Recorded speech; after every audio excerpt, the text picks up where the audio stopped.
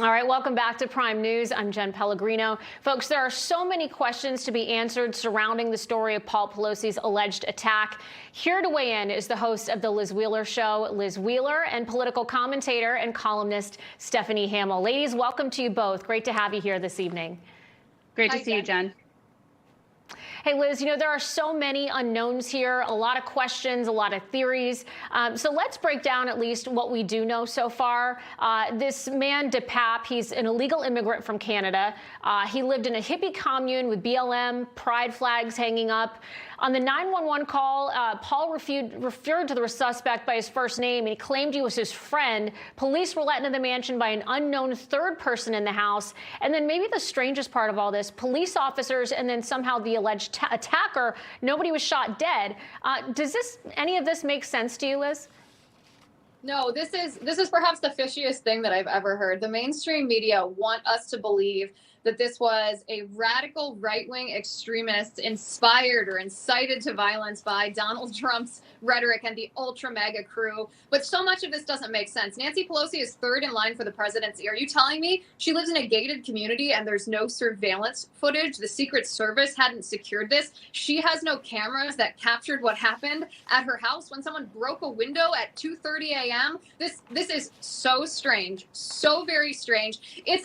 Additionally, it's very strange if someone is assaulting you and they allow you to take a bathroom break, which is what Paul Pelosi claimed happened. He said in the middle of this altercation with this illegal alien that he said he had to go to the bathroom, and DePape let him go to the bathroom. He called police, but he didn't say, oh my gosh, someone just broke into my home. They're trying to assault me with a hammer. They're wearing their underwear. My life is in danger. Please send police as soon as possible. I was sitting here thinking yesterday what I would say if I was in a similar circumstance. And I imagine I would be almost hysterical, telling them, come here as fast as you can. This is terrible. My life is at risk. And yet Paul Pelosi said it's a friend, and he seems confused and just asked for a wellness check. That to me was the biggest red flag of them all. We know that this individual that broke into his house is a known drug addict who lives in a hippie commune, a nudist colony that flies Black Lives Matter and pride flags. And you have to wonder if there's something more at play here, if this was a drug deal gone bad, if this was a tryst gone bad, or if this was a case of someone who is suffering from drug-induced psychosis. Another aspect of the story that the mainstream media and the left do not want to talk about. You're absolutely right, Liz. It raises a lot of questions. You can't fault people for having questions. They want transparency out of all this. You know, Stephanie, according to a federal criminal complaint filed today, David DePape, he allegedly told investigators that he wanted to kidnap Speaker Pelosi and, quote, break her kneecaps. And so he's now been charged by federal prosecutors with an assault, attempted kidnapping. What do you make of this? Yeah, I read through the 8 pages of that document, and it was really, truly disturbing what we learned from it. But again, we have more questions than answers, and that's pretty normal. This is an ongoing investigation, and there are going to be different conflicting views and information that we're going to learn, I'm sure, throughout the next few weeks. But with that being said, I mean, things are extremely bizarre. And what I'm truly bothered about is how the Democrats immediately try to politicize this. And as Liz Wheeler pointed out, there's some questions about this guy's background and what his political views really are. But they were quick to jump in and say this is a right-wing extremist, a QAnon guy who learned all of this from January 6th. This was straight out of the January 6th playbook. And we have some of these TV hosts on the mainstream media who are really focusing in on the zip ties that were found. But of course, they failed to mention that there were zip ties found with the suspect who had threatened the Kavanaugh family. So they never want to talk about those things. And so, you know, this guy sounds like a deranged person. Sounds like he has a troubled past based on all the reporting that's been out there. He sounds more of like a crazed lunatic than anything else. And so this does highlight a lot of important issues, like the fact that he's an illegal immigrant. He shouldn't have been here in the first place. But keep in mind, he was in a sanctuary city. So the Democrats don't want to talk about that.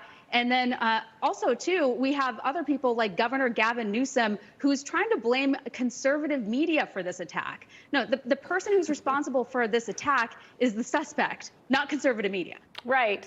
Yeah, typical. And, you know, Liz, it's not the first time we've seen the media jump to conclusions before in an effort to fit their narrative. But this is, I mean, this is really so over the top. People have questions. There's no transparency here. And it's particularly interesting. You know, it's happening just days before the midterms. They're blaming MAGA Republicans. The Democrats are certainly desperate right now as they look towards the midterms. I mean, I don't know. Is it just me, or does this feel like it's, you know, the midterm version of Hunter Biden and the laptop from hell? Do you think that we're going to know more in maybe 2 weeks or so?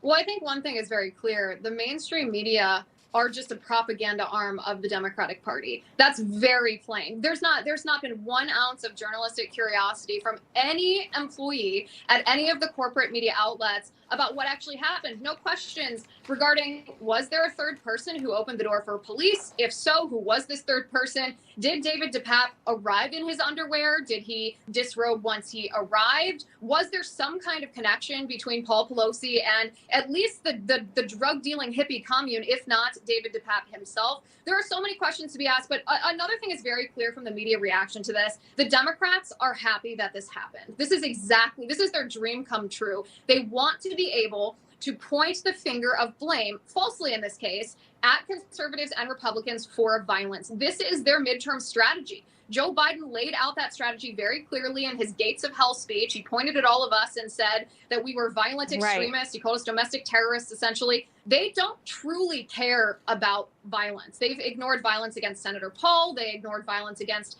that canvasser for Marco Rubio. They ignored Black Lives Matter rioters who were committing violence. They do not care about violence unless they think they can use it to trick you into voting Democrat. It's true, and it's unfortunate. You would think when violence would hit so close to home, literally in Nancy Pelosi's home, that the Democrats would come out and say, you know what, enough is enough. We're done with this soft on crime nonsense. But of course, they want to pin it on conservatives instead. Ladies, unfortunately, we have to leave it there. But Liz Wheeler, Stephanie Hamill, a pleasure to have you both. We'll have you back again soon. Thank you. Thanks, Jen. Thanks, Jen.